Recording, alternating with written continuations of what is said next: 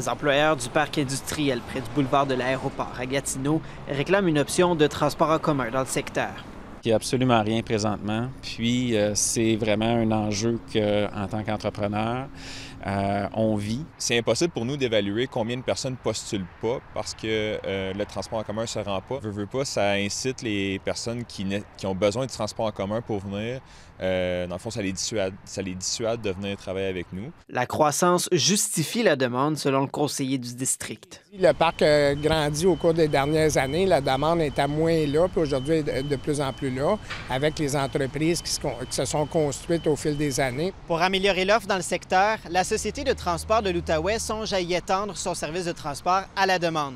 Déjà disponible à Buckingham et à Masseau-Angers, il permet de réserver un taxi partagé avec d'autres utilisateurs pour le même prix que l'autobus. Si on l'étudie, c'est parce qu'on a un besoin. Puis oui, il y a une volonté de faire quelque chose. On va regarder pour l'implanter possiblement dans le secteur de l'Aéroparc dans les prochains mois. Je garde espoir que ça va répondre à la demande aux entreprises, entre autres.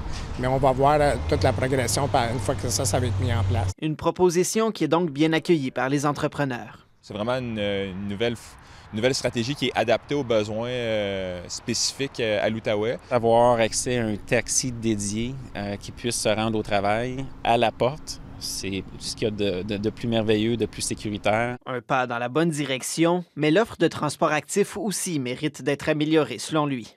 Les rues, dans le fond, n'ont pas de trottoir, par exemple, ou même une ligne dédiée, soit au vélo ou aux piétons. Donc, quand c'est des camions lourds qui se présentent, bien, c'est certain qu'il y a un risque en partant. Un risque que certains employés doivent prendre tous les jours en empruntant le boulevard industriel à pied ou à vélo, dans l'attente d'une meilleure solution. Ici Antoine Fontaine, Radio-Canada, Gatineau.